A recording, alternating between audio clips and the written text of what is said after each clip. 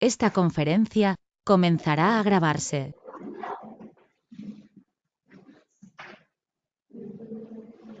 ¿Qué tal, chicos? Buenos días. Vamos a continuar con lo de la última sesión, ¿sale? Y quiero comenzar reivindicándome un poco. Después de revisar, encontré que mi error está en la probabilidad. Y es que en la deducción tuve un detalle que no consideré. Originalmente yo parto de la idea de que tengo 100 pesos, bueno, que la acción tiene un valor de 100 pesos, y esta se podrá convertir en una de dos cosas. Eh, por ejemplo, 100 por U.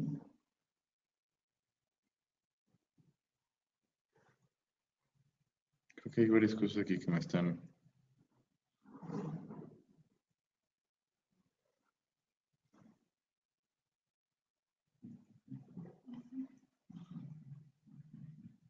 Ok, a ver si esto mejora. 100 por U, por la probabilidad de subir, más 100 por D, por la probabilidad de bajar, o sea, 1 menos P, y a eso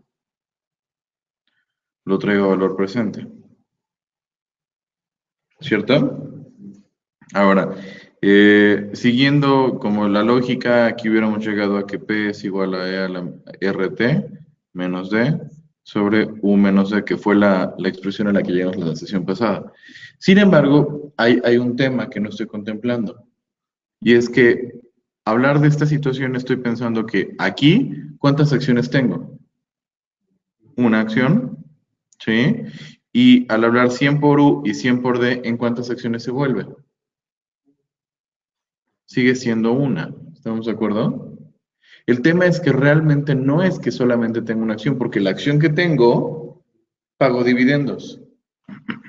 Entonces, lo que acabo teniendo es la acción más dividendos, o lo que debería de estar teniendo en mi fórmula es la acción más los dividendos. ¿Sí lo notas? ¿Tiene sentido esto para ti? O, pensado en otra perspectiva, es, bueno, está bien, yo quiero terminar teniendo una acción.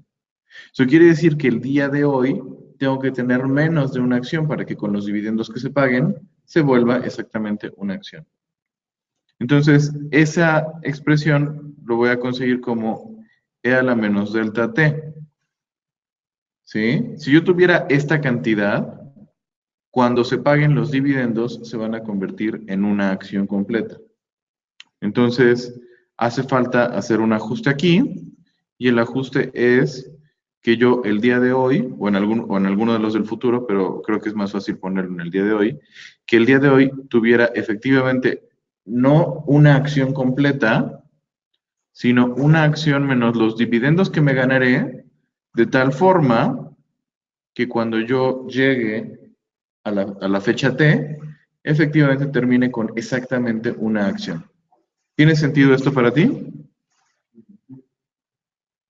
Y entonces, resolviendo lo que correspondería, los 100 se cancelan, ¿cierto? El R a la RT pasa al otro lado y te queda E a la R menos delta por T, y va a ser igual a U por P más D menos U por P, perdón, menos D por P, ¿cierto?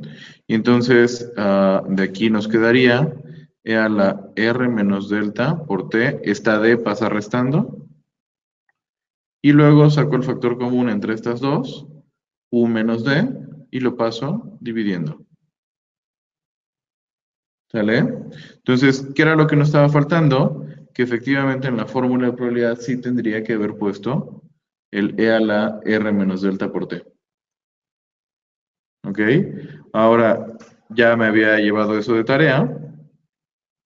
Entonces, el R menos delta ya lo estoy trayendo aquí. Ojo, esto es exactamente lo mismo si en lugar de las T's lo trabajara con H's. ¿Sí? O sea, aquí saca el factor de la H y aquí se volvería. ¿Sale? Entonces, ¿qué fue lo que hice? Ya en mi fórmula de probabilidad estoy haciendo R menos delta por T sobre N. ¿Vale? Y entonces aquí tengo una nueva probabilidad. Nota que cuando yo incluyo una delta, las probabilidades tienden a disminuirse. Por ejemplo, si yo pongo delta de 0, tengo 47.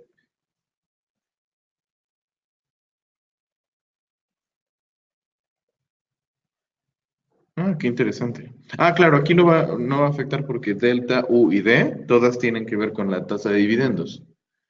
¿Sí? De hecho, si yo sustituyera las fórmulas de U y D aquí, o sea, U que hablábamos como E a la R menos delta por H más sigma raíz de H, ¿te acuerdas? Y D como E a la R menos delta por H menos sigma raíz de H. Nota que este factor aparece en todas partes. Entonces, en algún punto se cancelan todos los E a la R menos delta por H, porque aparece aquí, aquí, en la U y en la D,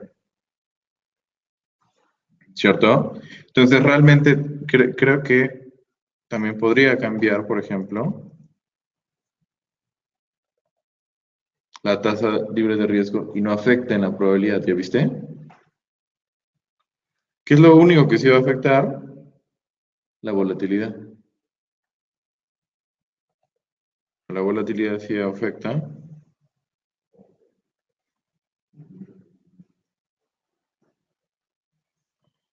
en la tasa, ¿sale? Entonces, teníamos de 20, ¿no? Originalmente 5 y 8. ¿Estamos de acuerdo?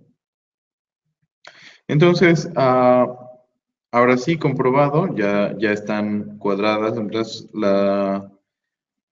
la paridad y entonces efectivamente ya nuestras fórmulas están correctas. ¿Cierto? Por lo menos tiene sentido en términos de la paridad.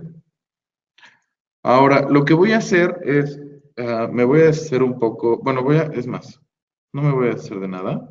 Lo que voy a hacer es, voy a copiar esto y lo voy a pegar en una nueva hoja. ¿Sale? A pesar de que es útil, voy a borrar ahora sí,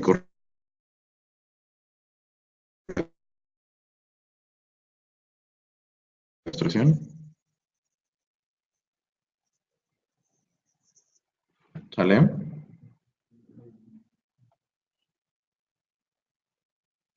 Y lo que voy a hacer es, en lugar de que en la parte de abajo esté calculando los precios del put, voy a hacer cuestiones diferentes. ¿Sale? Entonces, ahí está el precio del call si fuera un call europeo, perdón.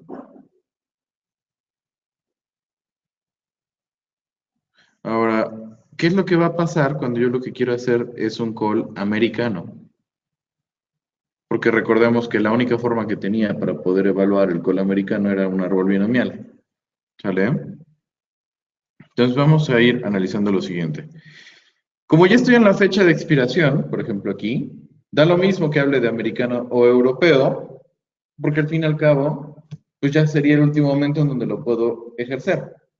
Entonces, un call americano y un call europeo en la fecha de expiración valdrían lo mismo. ¿Correcto?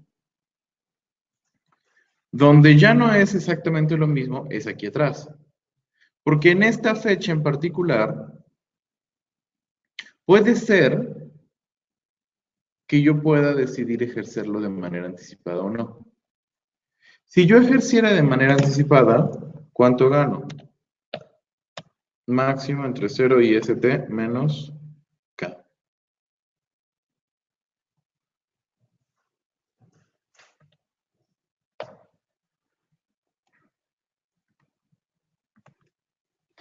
Entonces, fíjate por ejemplo aquí qué es lo que nos está pasando.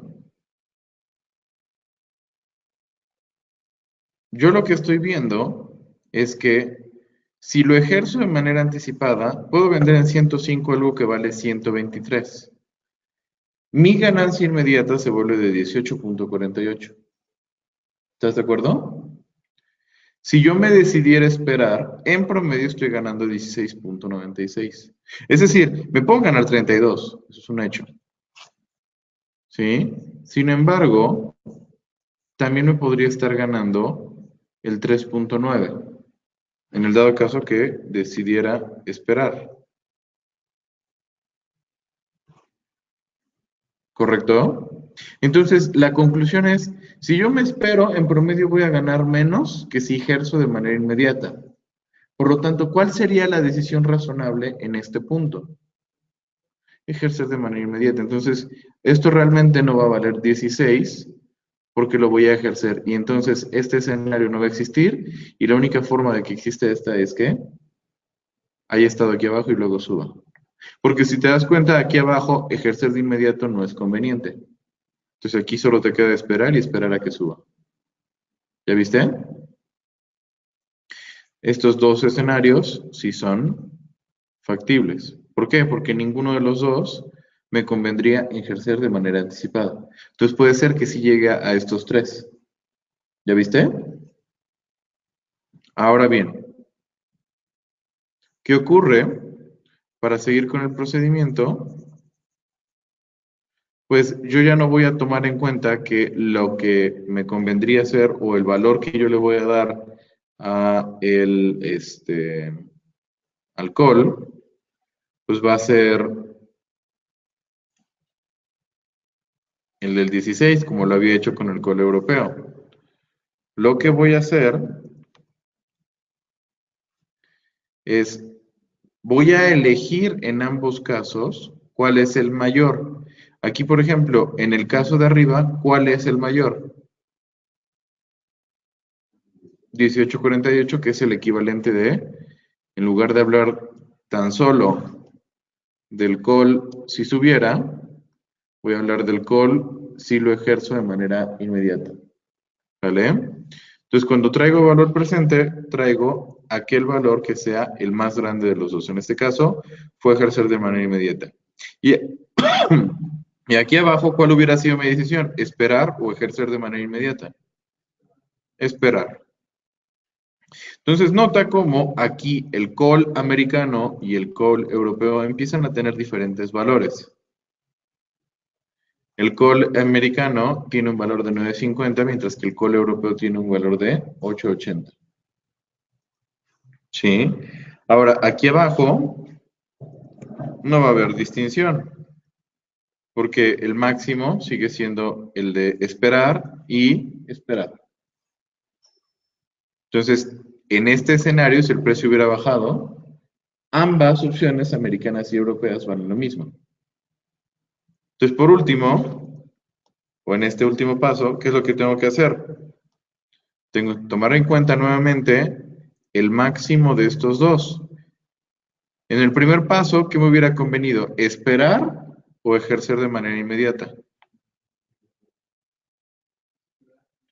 No sé, todavía no estoy haciendo la cuenta de ejercer de manera inmediata. ¿Sí? Ejercer de manera inmediata hubiera significado, en este caso, ¿qué cosa? Cero. ¿Por qué? Porque, no, miento. Aquí está. Ejercer de manera inmediata me representa una ganancia de 6.12. Esperarme me hubiera representado una ganancia de 9.51 en promedio.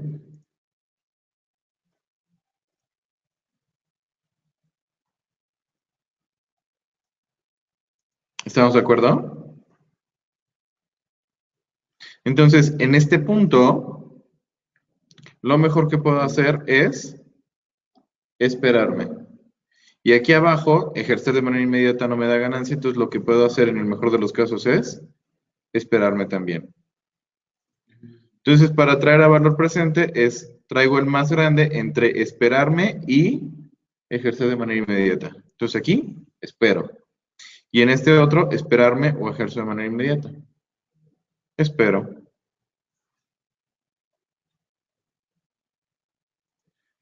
Entonces, la conclusión es que el call europeo vale 4.51 y el call americano vale 4.84. ¿Te das cuenta? Entonces, aquí llegamos a una conclusión importante. Un call americano es en precio mayor o igual al call europeo.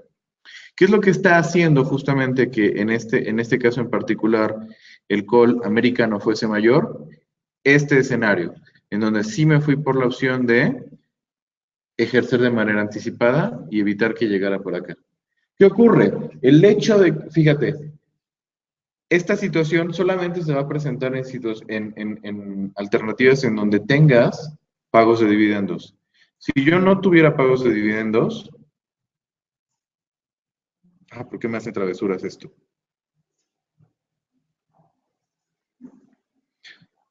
Lo que hacen los dividendos es, de alguna manera, empujar el valor del precio a que se caiga. ¿Sí? Entonces,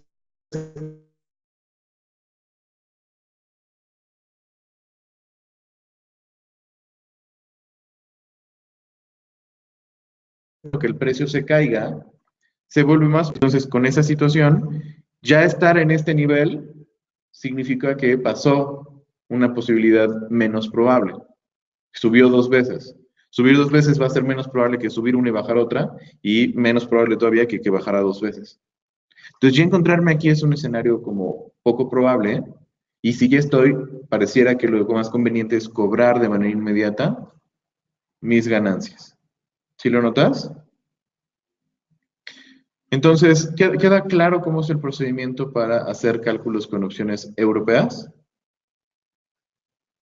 Vale, te voy a pedir lo siguiente. Ahorita prueba hacer el cálculo para el put europeo, perdón, put americano. ¿Sale? O sea, tendrías que ir haciendo este procedimiento de pullback, pero en cada paso ir evaluando el put en su ejercicio inmediato y preguntarte si prefieres esperar o preferirías seguir ejercer de manera inmediata. ¿Sale? Ojo, la paridad solamente funciona con opciones europeas. Por lo tanto, no puedo simplemente sustituir este valor de prima que acabo de calcular y que de inmediato obtenga la paridad. ¿Sale? No existe una expresión de la paridad para opciones americanas. No existe una expresión de paridad para opciones americanas. ¿Sale? Si la desarrollas, te pongo 10 en la clase y aparte puedes probablemente ganarte un premio Nobel. Entonces, en orden de prioridades, primero el 10 en mi clase y luego el premio Nobel. Sale, entonces tomemos unos minutos para que lo trabajes y ahorita lo revisamos todos. Esta conferencia comenzará a grabarse. Ok, entonces, ¿qué va a pasar en el caso del put americano? Voy a borrar aquí todo. ¿Sale? Y vamos a trabajar solo con información del put.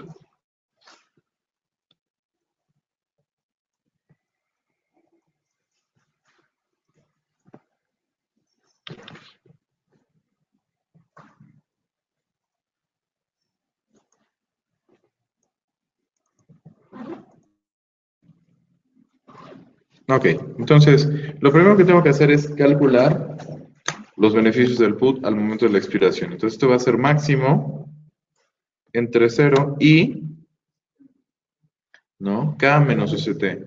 Aquí me faltó, creo que borré la K, pero la K era de 105, ¿verdad? K, 105. Entonces, aquí va a ser K menos ST, ¿correcto? Entonces no lo ejerzo en el primero ni en el segundo, pero en ninguno lo voy a ejercer. Es que no fijé. Qué raro. Bueno, ahí está.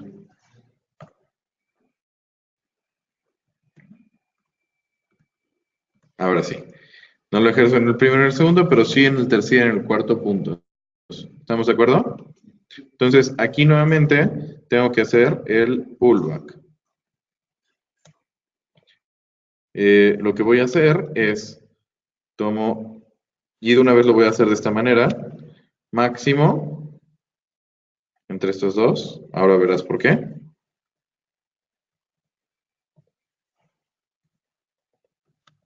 Máximo entre los dos, por P, más, el P lo tengo que dejar fijo, por cierto, más el máximo entre estas dos, por 1 menos P. ¿Sí? Entonces ya con eso saco el valor esperado, y eso lo multiplico por E a la menos R por H, o sea, T sobre N. ¿Sí estamos de acuerdo?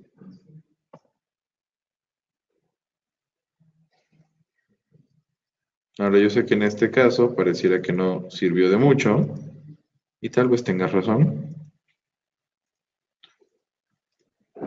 En este otro ya tenemos un valor.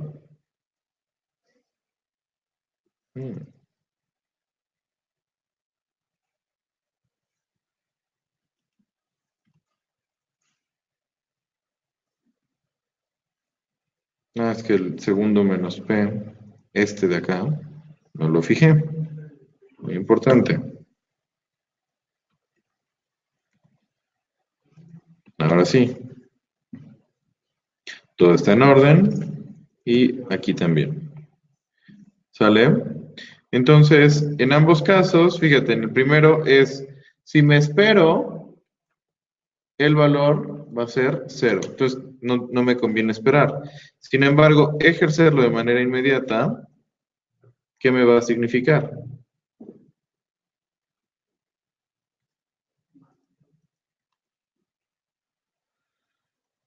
Aquí, por ejemplo, ejercer de manera inmediata me representa 6.98 y esperarme me representa 9.64. Por lo tanto, ¿cuál sería la decisión? Esperarme, 9.64 va a ser mi opción.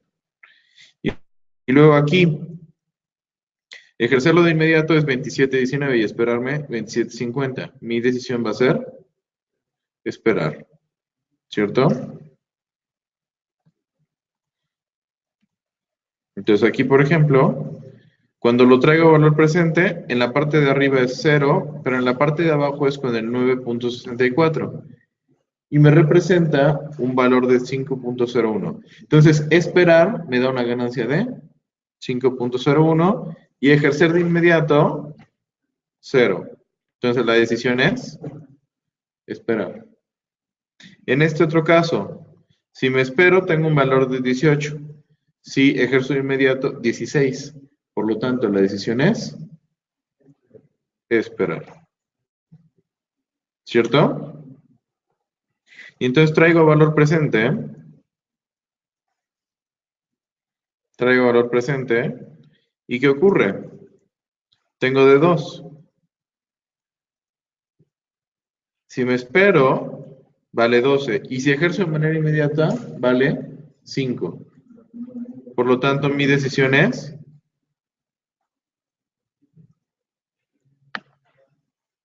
esperar. Y entonces, el precio del put americano tendrá que ser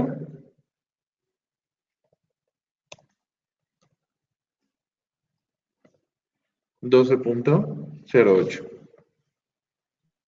¿Estamos de acuerdo? ¿Ese fue tu resultado? Sí, claro, por supuesto.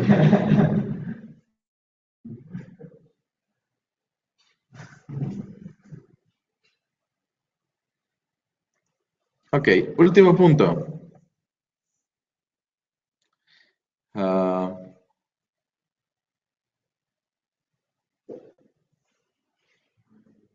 Entonces ya vimos cómo hacer para evaluar opciones americanas, cómo hacer para evaluar opciones europeas, ¿sale?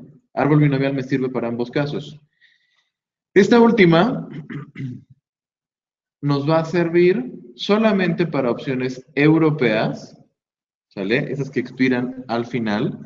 Y es el resultado de haber hecho un árbol binomial con una infinidad de pasos. O sea, si yo continúo esto hacia una infinidad, ¿qué es lo que ocurre? En lugar de ver el árbol binomial como esto, lo que empiezo a ver es que se vuelve una situación más de este estilo. Sí, este es mi punto de partida, pero reconozco que los precios podrían estar siguiendo prácticamente cualquier trayectoria y terminar en algún punto en la fecha de expiración. Y así como siguió esa, pudo haber seguido una trayectoria de este estilo, o una trayectoria de este estilo, o una trayectoria de este estilo. ¿Sí? Entonces, lo único que yo voy a revisar es qué es lo que está pasando aquí al final. Y revisar en qué puntos empiezan a caer más datos y en qué puntos los datos son más esporádicos de ocurrir. ¿Tiene sentido esto para ti? Entonces, lo que voy a buscar es justamente interpretar el resultado hacia el final. Y lo que hicieron Black, Scholes y Merton fue justamente encontrar una forma de encontrar la solución del proceso. Esto que está haciendo aquí es un proceso estocástico. Es algo que se llama una caminata aleatoria. ¿Sí? La caminata del borracho, efectivamente. Entonces, lo que vamos a ver es simplemente la solución, porque esa es la belleza de la fórmula. Que en una sola expresión matemática se sintetiza todo ese recorrer de un árbol binomial y pues que se formaliza como un proceso estocástico. ¿Sale? Entonces, lo que encontraron Black, Scholes y Merton fue que el precio de una opción depende de una serie de valores. Primero que nada, depende del precio spot del activo. Depende también del precio de ejercicio que va a tener la opción y la fecha de expiración.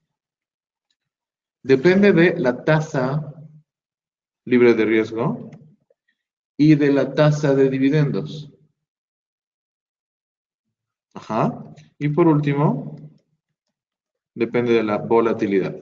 Voy a poner símbolos aquí para que no sea tan chafa.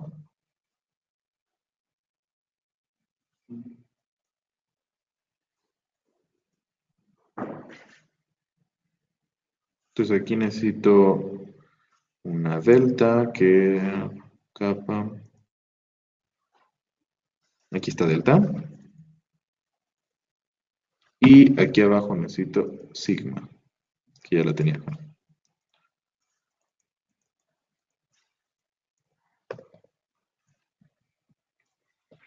Delta y sigma. ¿Sale? Entonces voy a ponerle valores aquí, 100, 105. ¿Qué fue lo que teníamos en el anterior? Un año. Tasa libre de riesgo de 0.05, tasa de dividendos 0.08 y 0.20. ¿No? Son los mismos datos del ejercicio anterior. Entonces, lo que nos dice la fórmula de Black-Scholes es lo siguiente. El precio de la prima de un call va a ser algo muy fácil de calcular. Va a ser S por E a la menos delta T por N de D1 menos K por E a la menos RT por N de D2. Y ya. La fórmula del put va a ser K por E a la menos RT por N de menos D2 menos S por E a la menos delta T por N de menos D1. Y ya. Así es como vamos a calcular las primas tanto del call como del put. Ahora, lo interesante es qué significa esta función n de x y qué significan D1 y D2. D1 es un valor auxiliar que vamos a calcular como logaritmo natural de S entre K más R menos delta más sigma cuadrada sobre 2 por T entre sigma raíz de T. Evidentemente, ¿no? Y D2 va a ser D1 menos sigma raíz de T. Está fácil. No tanto como el complemento. Básicamente es lo mismo, salvo porque aquí tendría signo menos. ¿Sale? Y por último, la función n de x va a ser la integral de menos infinito a x de e a la menos x cuadrada sobre 2 sobre raíz de 2pi respecto a x.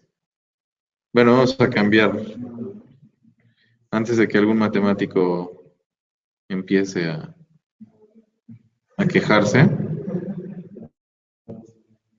Vamos a cambiar y vamos a ponerle y cuadrada sobre 2 respecto a y, raíz de 2pi. Eso sí. Ya se estaba enojando a Habacuc. ¿Ok? Ahora, si no te viene muy a la mente, esta fórmula es la función de densidad de una normal estándar. ¿Sí? Entonces, básicamente lo que te dice n de x es, bueno, si yo tengo la gráfica de la normal, aquí es la x, y entonces esta área es n de x. ¿Sí? En algunos casos le ponen como phi mayúscula. ¿Ok?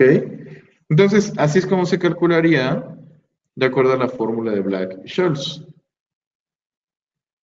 ¿Sale? Esto es la fórmula de Black-Scholes.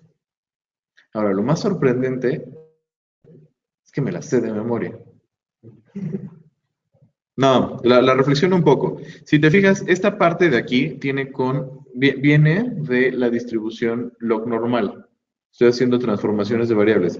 Como cuando tienes una variable aleatoria normal y le quitas la media y la divides entre la desviación estándar para volverla estándar. Bueno, algo similar estás haciendo aquí, pero es con la distribución log normal. ¿Ok? De hecho, esta parte, R menos delta más sigma cuadrado sobre 2, es el valor esperado de la distribución log normal. Entonces, ¿qué es lo que estoy haciendo? Estoy suponiendo que el rendimiento sigue una distribución normal. ¿Sale? Una contribución de un matemático que se llamó Pearson. Y luego lo que dijeron estos, bueno, ¿sabes qué? Vamos a trabajar no con los rendimientos, sino con las fuerzas de interés. Y el logaritmo natural del rendimiento sería logaritmo natural de una variable aleatoria normal, y fue la definición de una variable aleatoria log normal. ¿Has escuchado de esa distribución? ¿Cierto? Entonces, básicamente lo que estoy haciendo aquí es algo muy similar a una estandarización de una variable aleatoria log normal. ¿Sale? Y bueno, una estandarización y desconversión. Pero, entonces, lo que va a pasar aquí es lo siguiente. Necesito calcular el valor de D1 y de D2. ¿Sale? Entonces, de D1 es logaritmo natural de S entre K. Más R menos delta más sigma al cuadrado sobre 2 por T. Y eso lo divido entre sigma por raíz de T. ¿Ya viste? Estoy usando la fórmula de el D1. Y luego el D2 va a ser D1 menos sigma por raíz de T. ¿Correcto? Ahora, calculo n en D1 y n en D2. ¿Perdón? No, o sea, Excel ya lo tiene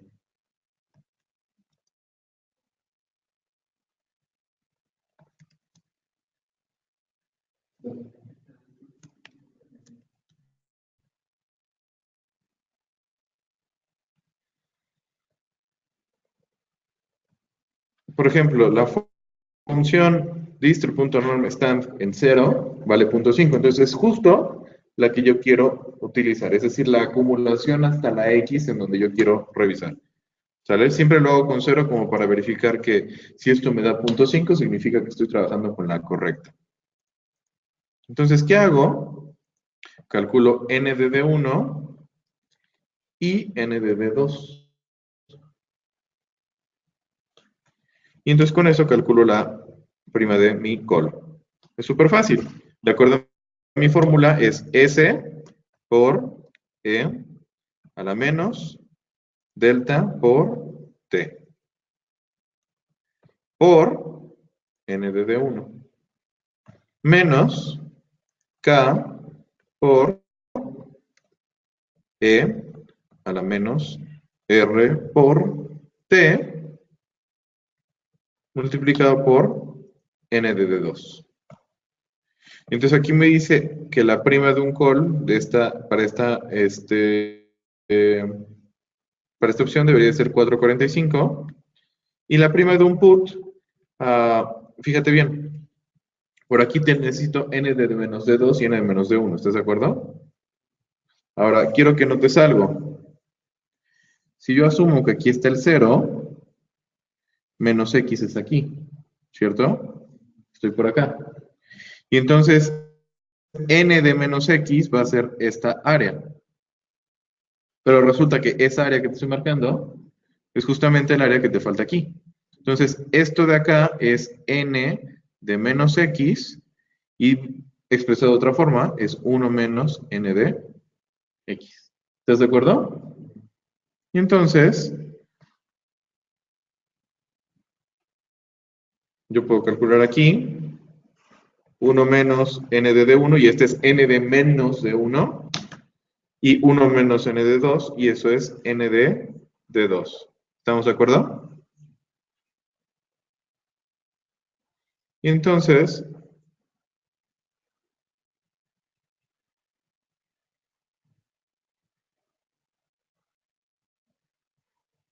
lo que hago es aplicar la fórmula. K por E a la menos R por T por N de menos de 2 menos S por E a la menos delta por T por N de menos de 1. Y ya está.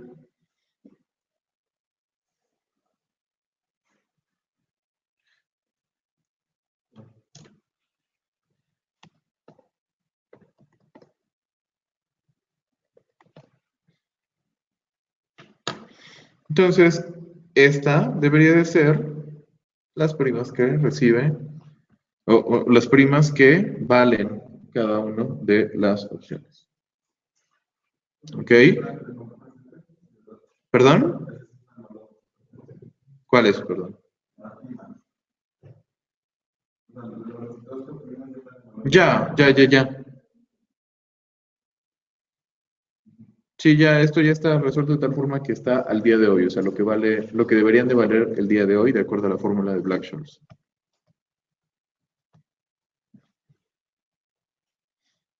¿Ok? Digo, la verdad es que a mí no me gusta hacerle mucho, darle demasiado vuelta aquí, porque, o sea, para entender más detalles de la fórmula, necesitas procesos estocásticos, ¿sale?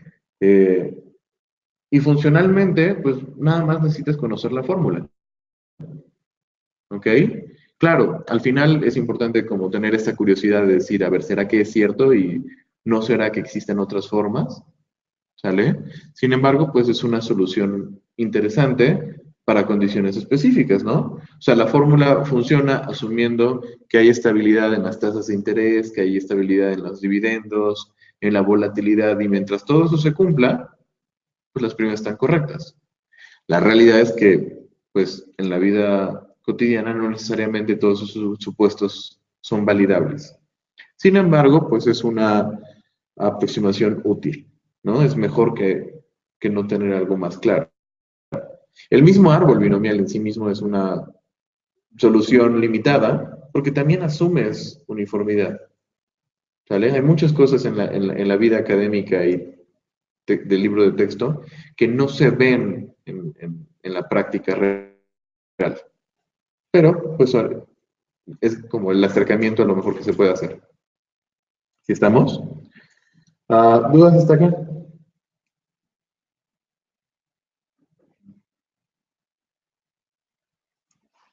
Como ves, es muy fácil. Bueno, si acaso, o sea, por ejemplo, aquí el precio futuro de este activo que te estoy describiendo sería S0. ¿Qué más? El precio futuro por E a la R menos delta por, no, por T, porque ya es precio futuro, no estamos hablando ya de árbol binomial. Aquí me va a faltar un paréntesis y ahí está. Entonces, precio futuro debería de ser 97, ¿cierto? Ahora, ¿por qué te digo esto? C menos P es 4 menos 12 y luego valor presente de F menos K. F menos K, ¿dónde estás K? Aquí, por E a la menos R por T. ¡Pum! Son iguales. Digo que hay un poco de trampa, porque obviamente la solución de P se obtiene a partir de, ¿cómo se llama? O sea, se obtiene la solución para C y la solución de P en la deducción de las fórmulas se obtiene a partir de sustituir esa solución de C en la paridad. Entonces, por supuesto, yo ya sabía que iban a coincidir. ¿Sale? Pero bueno, o sea, te lo verifico para que veas que por lo menos estas fórmulas son consistentes en paridad.